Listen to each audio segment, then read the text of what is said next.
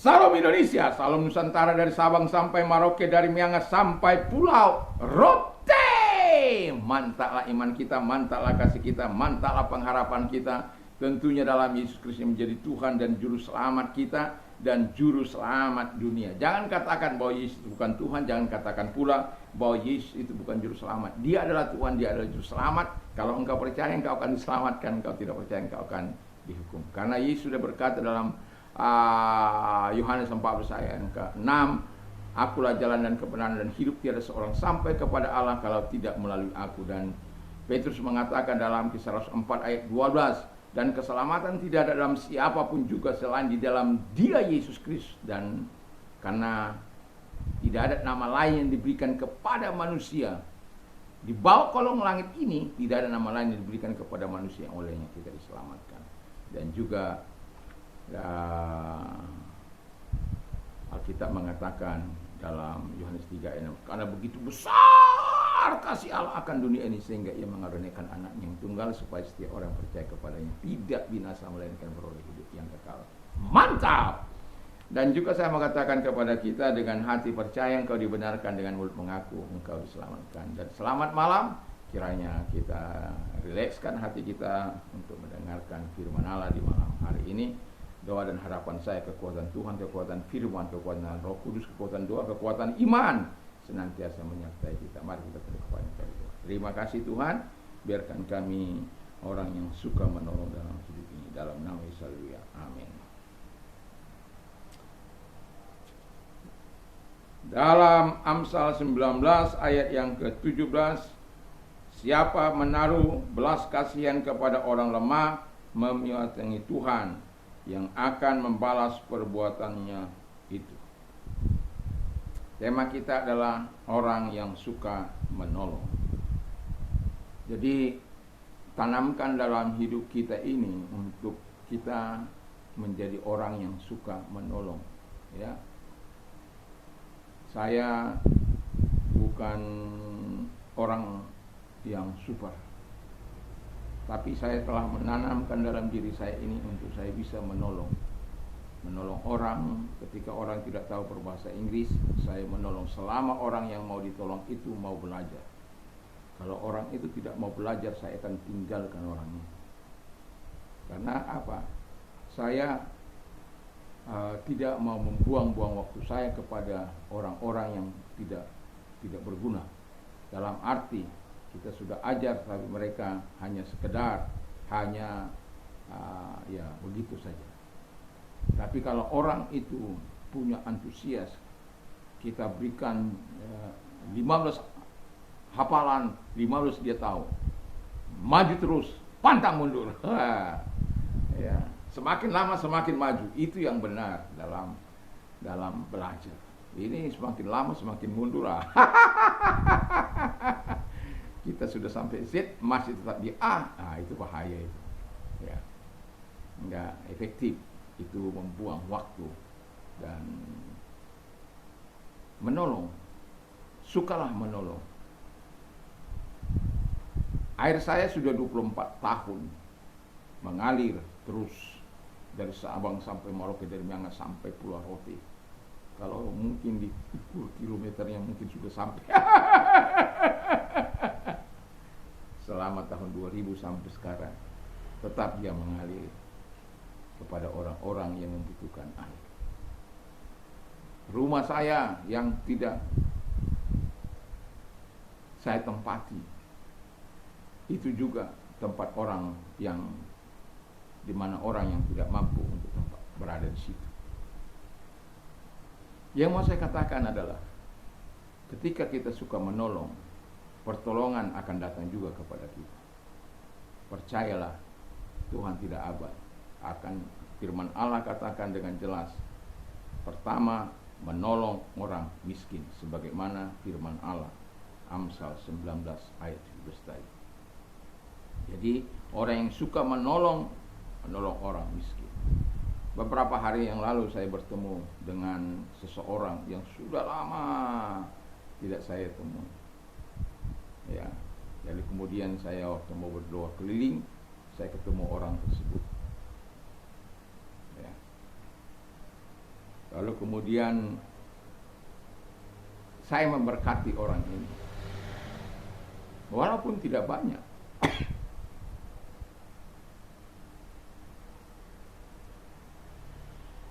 Kita kan seringkali memberi kepada orang yang kita anggap mampu untuk memberi, membalaskan sesuatu kepada kita. Ini nggak mungkin kita akan mendapatkan balasan dari dia, tapi balasan selalu kita dapat dari Tuhan. Itulah yang kita katakan.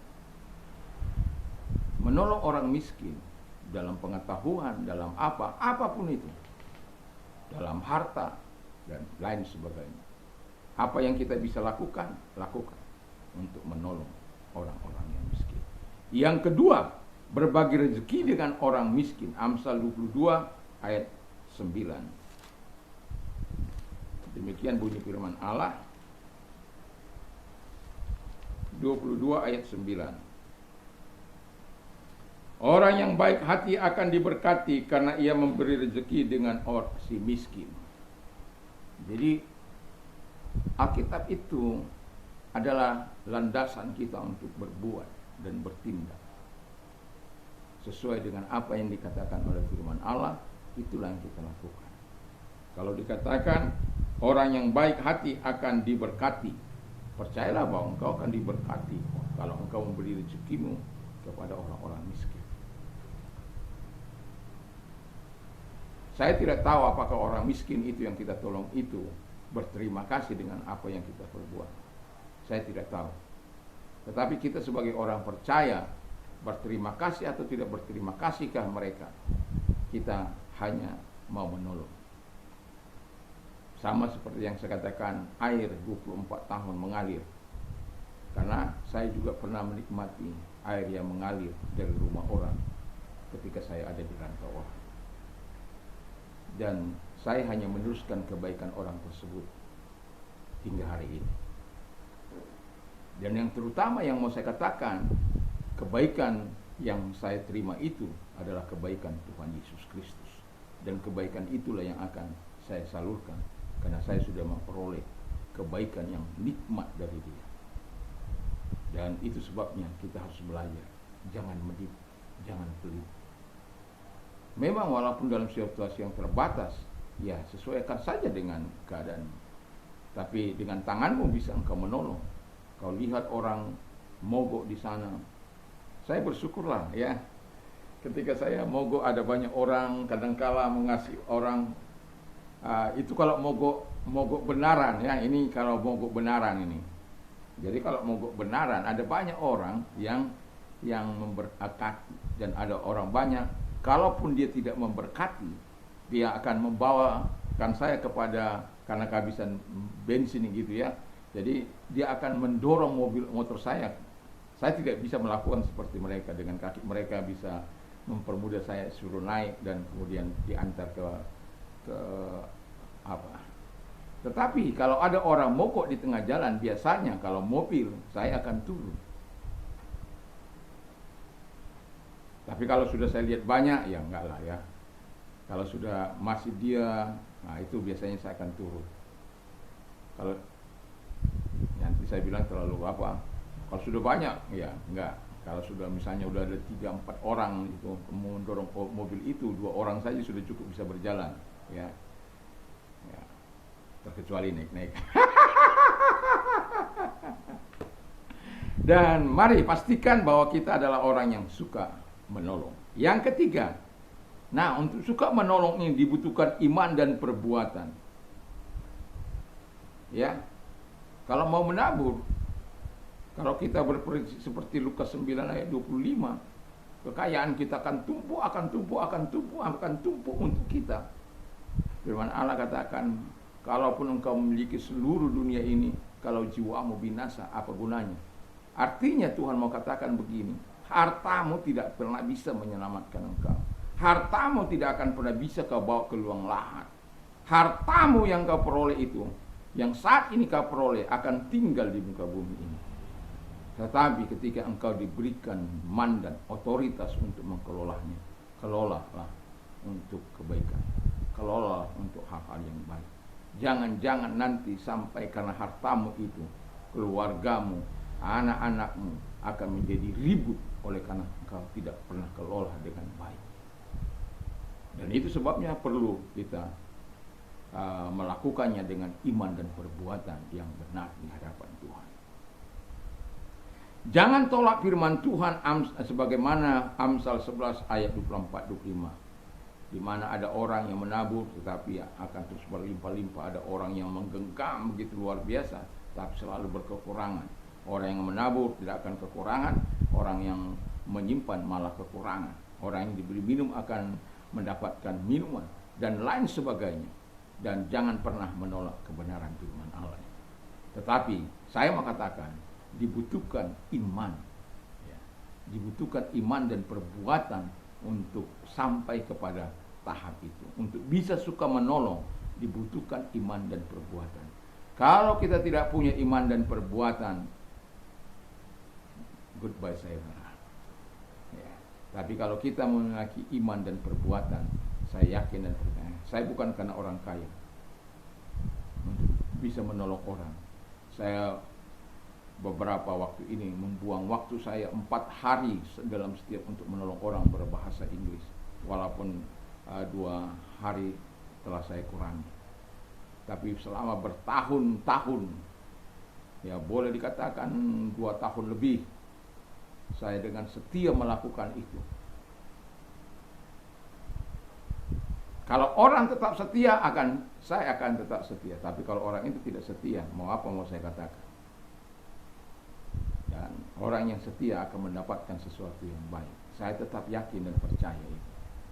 Dan itulah sebabnya sebagai orang percaya, mau saya katakan kepada kita, iman dan perbuatan kepada Tuhanlah yang membuat kita bertahan di dalam apa yang kita lakukan. Suka menolong? Ya. Itu bukan karena kekuatan atau kemampuan, tapi karena Tuhan memberikan hati, iman, perbuatan untuk kita lakukan untuk menyenangkan Dia. Mari kita tunduk kepala dan kita berdoa. Terima kasih Tuhan, kiranya Tuhan menolong kami untuk terus melakukan apa yang baik dan benar di mata Tuhan, untuk hidup suka menolong. Kalau engkau sedang sakit, arahkan tanganmu kepada Tuhan dan percayalah Tuhan mampu menolong engkau dalam nama Yesus. Dan lihat tangan yang diarahkan kepadamu Tuhan, kau tidak mengenal jarak, ruang maupun waktu. Dalam nama Tuhan Yesus, dimanapun mereka saat ini yang mendengar, aku perintahkan segala sakit penyakit yang mereka tidak aku perintah keluar. Dan oleh bilu-bilu daripada Tuhan Yesus, mereka sembuh oleh kuasa-Mu, mereka sembuh oleh firman-Mu, mereka sembuh. Terima kasih.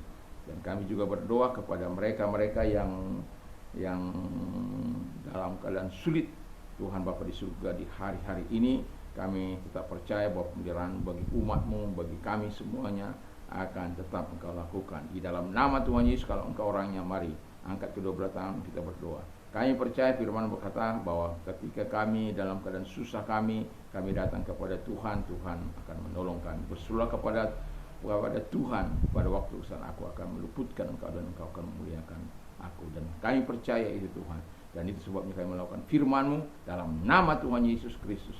Datanglah pertolongan, datanglah kebaikan kepada kami semuanya yang mengangkat tangan, yang membutuhkan uluran tangan-Mu di dalam nama Yesus. Kami percaya kebaikan dan kemurahan Tuhan pasti datang bagi setiap kami. Terpujilah Engkau, dalam nama Yesus kami berdoa. Haleluya, amin. Selamat malam, selamat kita istirahat. Sebelum kita istirahat, jangan lupa untuk berdoa, membaca firman Allah dan memperkatakan firman Tuhan. Mantap, mantap, mantap.